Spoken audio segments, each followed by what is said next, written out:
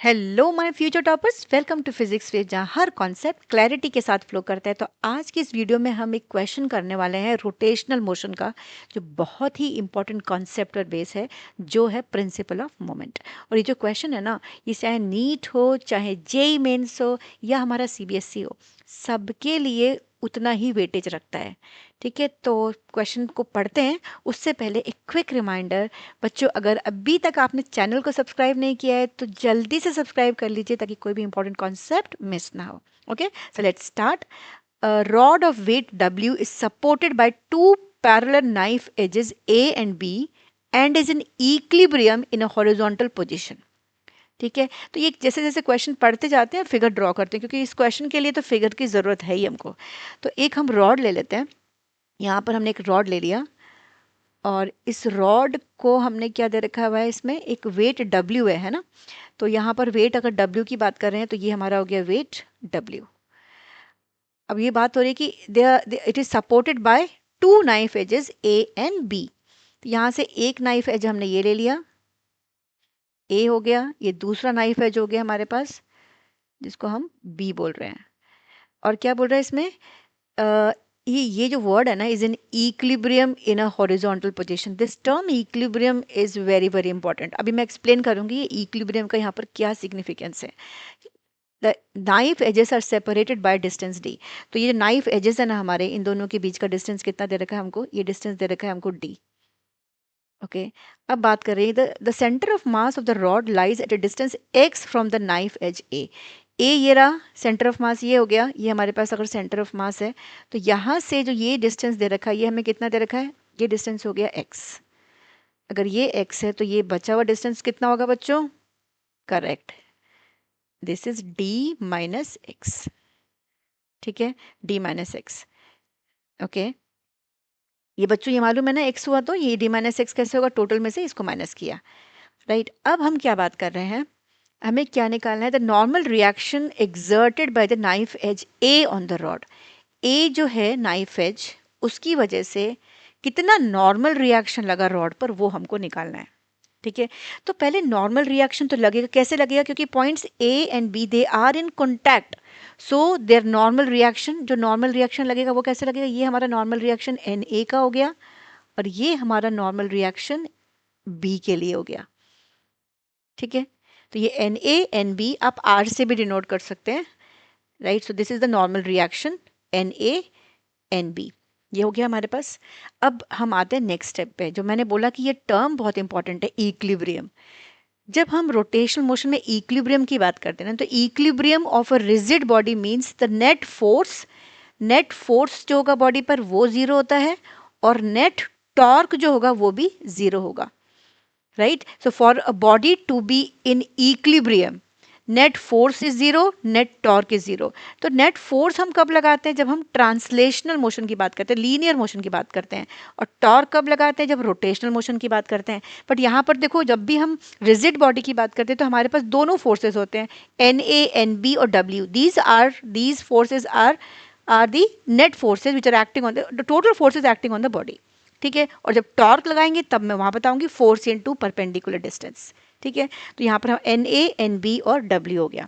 तो यहाँ पर हम बात करते हैं कि अगर बॉडी इक्विलिब्रियम में है, इसका मतलब क्या है, net torque for translational equilibrium. Translational हम पढ़ते आ रहे हैं ना, जो अभी तक जो लीनियर मोशन होता है उसी को ट्रांसलेशनल इक्विलिब्रियम बोलते हैं। तो ट्रांसलेशनल इक्विलिब्रियम का मतलब क्या है, net force is zero, net force is zero. If we are saying net force is zero, तो यहाँ पर फोर्सेस कौन कौन सी, एक एन ए है, एक एन बी है, दोनों अपवर्ड एक्ट कर रही हैं, और ये यहाँ पर डब्ल्यू है जो डाउनवर्ड एक्ट कर रहा है। तो आप लिख सकते हो N A plus N B minus W equal to zero, और हम बोल सकते हैं N A plus N B is equals to zero. Sorry, N A plus N B equal to W, हमारे पास डब्ल्यू भी है ना, so N A plus N B equal to W, ये हमारे पास फोर्स हो गया। अब हम बात करते हैं रोटेशनल इक्विलिब्रियम की। For rotational equilibrium, okay, rotational equilibrium, अगर मैं डब्ल्यू को इधर लूंगी ना बेटा, तब जाके ये minus W equal to zero आएगा, बट मैंने ऑलरेडी इधर ले लिया, तो I think this is clear, N A plus N B is W. ना फॉर रोटेशनल इक्विलिब्रियम, मैंने बोला रोटेशनल इक्विलिब्रियम का मतलब नेट टॉर्क विल बी 0। ठीक है, नेट टॉर्क विल बी 0।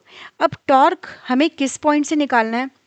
हमारे को 3 फोर्सेस दे रखी है, W दे रखा है, NB दे रखा है, NA दे रखा है, लेकिन हमको जो फाइनल आंसर निकालना है हमको NA के रेस्पेक्ट में निकालना है ना।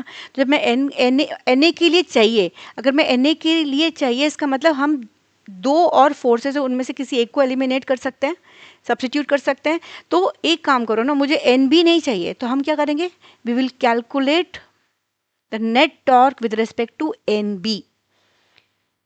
इसका क्या मतलब है विद रिस्पेक्ट टू NB? क्योंकि NB नहीं चाहिए हमको, नहीं चाहिए इसका मतलब इसको मैं इस पॉइंट को हम फल्क्रम ले रहे हैं। This point will be treated as fulcrum. इसका मतलब इसके रेस्पेक्ट में सारा टॉर्क निकलेगा, B के रेस्पेक्ट में, राइट? तो हम निकालते हैं। अब टॉर्क क्या होता है? What is the formula for torque? Torque हमने पढ़ा, टॉर्क होता है फोर्स इनटू परपेंडिकुलर डिस्टेंस। अभी मैं क्रॉस कहीं भी नहीं लगा रही हूँ, क्रॉस प्रोडक्ट यूज नहीं कर रही हूँ, तो मैं बोल रही हूँ यहाँ पर आर परपेंडिकुलर इनटू एफ। ये ध्यान रखना है, ये आर परपेंडिकुलर उस फोर्स से, ये जो डिस्टेंस है ये उस जिसके लिए भी टॉर्क, जिस पॉइंट से टॉर्क निकालेंगे उसके लिए ये परपेंडिकुलर डिस्टेंस होगा उस फोर्स से, राइट? चलो हम निकाल रहे हैं कहाँ से? NB से निकाल रहे हैं। So we are calculating the torque about point O। So we can write torque about point B, right? Point B, तो पॉइंट B से हम निकाल रहे हैं। जब मैं पॉइंट B से टॉर्क निकाल रही हूँ तो इसका मतलब क्या होगा? यहाँ से टॉर्क निकालने का मतलब है क्या? टॉर्क नेट बोला मैंने 0 है, तो अभी लिख लेते हैं टॉर्क नेट क्या क्या है यहाँ पर। टॉर्क नेट किस किस की वजह से लगेगा? कितने फोर्सेस है हमारे पास? एक NA है, एक NB है और एक W। तो नेट टॉर्क जब मैंने बोला तो नेट टॉर्क मतलब तीनों की वजह से ऐड कर देंगे हम, ठीक है? W की वजह से, अभी हमने कहीं साइन नहीं लिया है बेटा, तो ध्यान रखना है हमको। ये NB हो गया, NA plus W, torque due to W, weight जो है plus torque due to NB, ठीक है? अब हम क्या करते हैं, अब हम लगाने जा रहे हैं एक बहुत ही इंपॉर्टेंट चीज़, जो ध्यान रखना है, टॉर्क निकालते कैसे हैं। जब भी टॉर्क निकालना है ना, हम किसके रेस्पेक्ट में निकाल रहे हैं? NB के रेस्पेक्ट में। तो यहाँ से मैं पहले NA के लिए जब निकालने जा रही हूँ तो मैंने बोला फोर्स और उसका परपेंडिकुलर डिस्टेंस, लेकिन ये परपेंडिकुलर डिस्टेंस कहाँ से?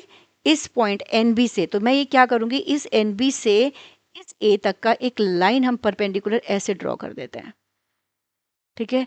बिल्कुल ऐसे एक लाइन हमने ड्रॉ कर दिया, ये हमारा हो गया R, ये वेक्टर R हो गया, ठीक है? ये फलक्रम है हमारा, यहाँ से हमने एक लाइन ड्रॉ कर दी, थोड़ी सी एक्सटेंडेड ही किया करो ताकि इजी रहेगा हमारे को ये, ठीक है? यहाँ से हमने निकाला। अब डायरेक्शन निकालना है टॉर्क की, टॉर्क क्लॉकवाइज है कि टॉर्क एंटी क्लॉकवाइज है, राइट?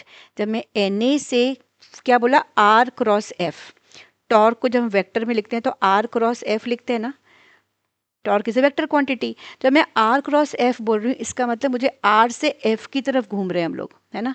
अब एक काम करना है, वैसे हम इसको राइट हैंड स्क्रू रूल से निकालते हैं। अपनी जो फिंगर है राइट हैंड की, ठीक है, अपनी फिंगर्स को, मैं थंब को नहीं बोल रही हूँ, फिंगर्स को R से F NA की तरफ घुमाइए, रोटेट करो, just curl your fingers, right hand fingers, and then they rotate it from R to NA, ठीक है? और थंब पॉइंट करके रखो जहाँ पर A पॉइंट बना हुआ है वहाँ पर, और R से NA की तरफ हम ले जा रहे हैं। जब आप R से NA की तरफ ले जा रहे हो तो what is the direction of this torque? This is clockwise, right? तो हम क्या लिखेंगे यहाँ पर, जब मैंने बोला क्लॉकवाइज तो हम ये बोल सकते हैं, this can be written as, distance हमारा क्या है, यहाँ से फलक्रम से B पॉइंट से जहाँ से हम निकाल रहे हैं नेट टॉर्क, B से इस NA का डिस्टेंस कितना है? D। तो will write D, I am applying this formula, R perpendicular जो हमारा फोर्स है multiply by that particular force, तो D हो गया। And what is that force? कौन सा है हमारा? NA, तो D इंटू NA, ठीक है? ये हो गया। अब हम बात कर रहे हैं W के लिए। W ये रहा हमारे पास, ठीक है? अब W से हम निकालने जा रहे हैं किसके लिए? फलक्रम B से। तो फोर्स तो हमारा W हुआ, लेकिन डिस्टेंस क्या होगा हमारे पास? D minus x, right? अब एक काम और करते हैं, इस D माइनस एक्स के लिए हम यहाँ से again we will draw one line, यहाँ हमने एक लाइन और ड्रॉ कर दी, ठीक है, एक लाइन जब ड्रॉ कर रहे हैं एक्सटेंडेड ही रहा, ये हमारा आर हो गया, फिर से ये हमारा आर हो गया, राइट। अब आर वेक्टर को अब मैं डब्ल्यू की तरफ, हमेशा जैसे इसमें हमने आर से एन ए की तरफ ले गए, now again we will put our thumb at this point, thumb at this point and will curl the fingers और रोटेट करेंगे फिंगर्स को अपने राइट हैंड की fingers, just remember like this, okay. R से एफ की, R से W की तरफ, आर से डब्ल्यू की तरफ आप देख रहे हो, जब आप आर से डब्ल्यू की तरफ घुमाएंगे तो कैसे जाएगा, कैसे जा रहा है, ठीक है, किस तरीके से जा रहा है, ये एंटी क्लॉकवाइज। अगर ये एंटी क्लॉकवाइज जा रहा है इसका मतलब हम बात करते हैं, यहाँ से देखोगे आप, आई think this is clear, this is very important, right. तो हम इसको लिख सकते हैं आर से डब्ल्यू की तरफ जा रहा है, तो ये डायरेक्शन हमारी कैसी हो गई, ये हो गई हमारी एंटी क्लॉकवाइज, ये था हमारा clockwise. So one is positive, another is negative. तो यहाँ इसको लिख लेते हैं, plus D minus x, distance will be D minus x, ये ध्यान रखना है, डी माइनस एक्स, लेकिन माइनस का डब्ल्यू, तो मैं यहाँ पर ही इसको माइनस लगा देती हूँ, दिस विल बी माइनस का डब्ल्यू। अब हमारा बचा एन बी, एन बी वाला जो पॉइंट है, राइट, ये ध्यान रखना है, हम कहाँ से निकाल रहे हैं, हम बी के रेस्पेक्ट में निकाल रहे हैं, तो इसका तो कोई परपेंडिकुलर डिस्टेंस है ही नहीं, ठीक है। तो यहाँ पर ये ध्यान रखना है, ये इसका कोई परपेंडिकुलर डिस्टेंस नहीं है, because we are calculating with respect to N B, R है ही नहीं, तो आर क्रॉस एफ में अगर आर ही नहीं है तो वो टॉर्क हमारा ज़ीरो हो जाएगा, इसकी वैल्यू हमारी ज़ीरो हो जाएगी, ठीक है। तो ये सबसे इंपॉर्टेंट, ऐसे क्वेश्चंस के लिए सबसे इंपॉर्टेंट होता है डायरेक्शन ऑफ टॉर्क, राइट। तो जहाँ भी टॉर्क निकालना है वहाँ पर एक पोजीशन वेक्टर को ड्रॉ करेंगे आप, this is R the position vector, this R is the position vector, और बस अपनी राइट हैंड की फिंगर को घुमाएंगे, आराम से आपको इसकी डायरेक्शन मिल जाएगी। So let us calculate this, and one more thing, the net torque is zero, let us substitute this value to be zero. तो यहाँ से अगर हम इसको सिंप्लीफाई करते हैं तो हमारे पास क्या आया, D into N A is equals to D minus X into W, right. So इसको अगर हम थोड़ा सिंप्लीफाई करें तो हमारी वैल्यू क्या आ रही है, हम एन ए निकाल रहे थे ना, तो हमारा एन ए कितना आया, N A is D minus X by D into w, right. So d minus x by d into w, so this is the value for the normal reaction exerted at a, right. तो यहाँ पर हम देखते हैं ऐसा कोई कौन सा ऑप्शन आ रहा है हमारे पास, d minus x into d minus x by d into w, I think this is the correct option, right. d minus x into w by d, so I think ये clear है concept, ये कैसे हमने निकाला, so option B is the correct option, okay. तो ऐसी ही और concept के लिए अच्छे से ये वीडियो ज़रूर देखना है, प्लेलिस्ट है, खूब प्लेलिस्ट में खूब सारी वीडियोस हैं, जितनी ज़्यादा आप वीडियोस को देखोगे उतने ज़्यादा वो कॉन्सेप्ट्स क्लियर होंगे, काफ़ी अच्छे अच्छे न्यूमेरिकल्स आपको मिलेंगे उसके अंदर, ओके। क्योंकि और एक इम्पॉर्टेंट चीज़, नॉलेज बेटा बांटने से ही बढ़ती है, तो अब भी अपने दोस्तों से ही वीडियो शेयर करिए।